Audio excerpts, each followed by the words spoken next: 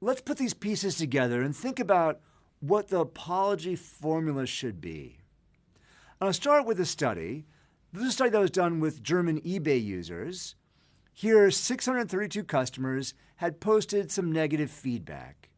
And as most of you know, negative feedback on an online system is pretty bad.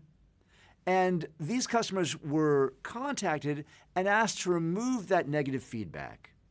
Now, half of them received an apology. The apology read, "I would like to apologize and ask whether you might withdraw your evaluation." And 45% removed that critical rating. The other half didn't receive that apology, but they received a cash rebate. And they were offered this as a goodwill gesture and then asked if they would withdraw their evaluation. And here, only 21% did. What's funny is, from an economics perspective, we think, well, isn't money better than an apology? But it turns out asking for that removal works better with an apology. People sometimes, all they really want is an apology. Okay, so what we learn from this is that money might help, but an apology is sometimes even more effective. I want to think about another case that was incredibly powerful. Here, Southwest Airlines, their first fatal accident, this involved a crash at Midway. It was icy. The airplane, as it landed, tore through the runway. There was a gate. It blew past the gate and into an intersection, striking cars below. And here in this first fatal accident, the Southwest CEO, Gary Kelly, apologized, and he apologized effectively and swiftly. And it was unusual at the time for the CEO to deliver this apology. So here he comes out, and his response is quick. Within hours, he expresses condolences. He flies with his GO team. 94 GO team employees fly with him to Chicago. And he comes out with his heartfelt apology. There are no words to adequately convey our grief and sorrow. Now, his response was characterized in the media as swift and caring, and by all measures seemed to be incredibly effective.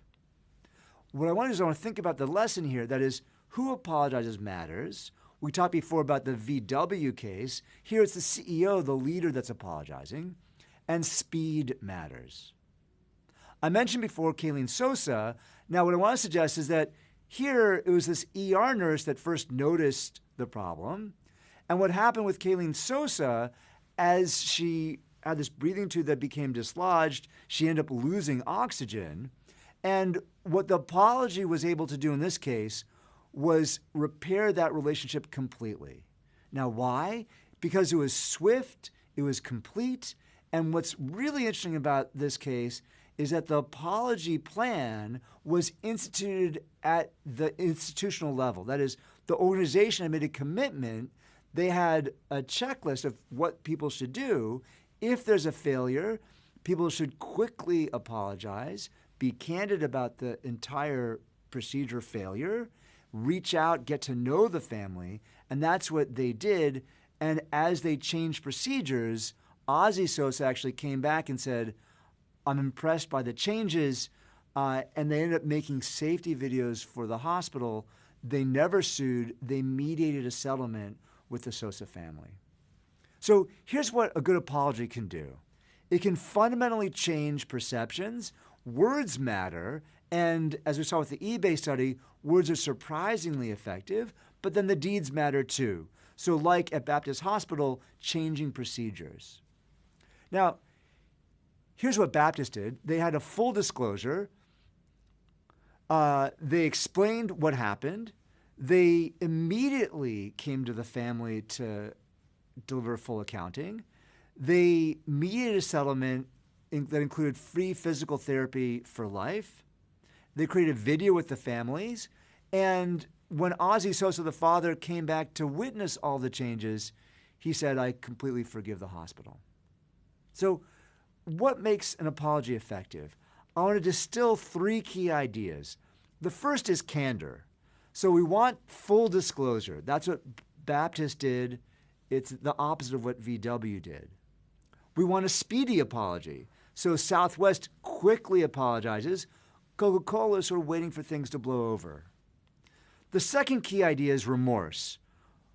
Who apologizes helps convey that remorse. So is it the CEO or somebody less authoritative? We want to see an expression of regret. Southwest Airlines does this. Lululemon doesn't. Is it other focus? That is, are we focused on the person who's been harmed? Again, Southwest Airlines does a beautiful job at that. British Petroleum wrestles with that. And penance. Who's paying for something? So Baptist Hospital's paying for lifelong care. Tiger Woods doesn't seem like he's suffering very much. So that's remorse. And the third piece is a commitment to change. We're here at Baptist Hospital committed to change. They enacted changes. VW has yet to do that.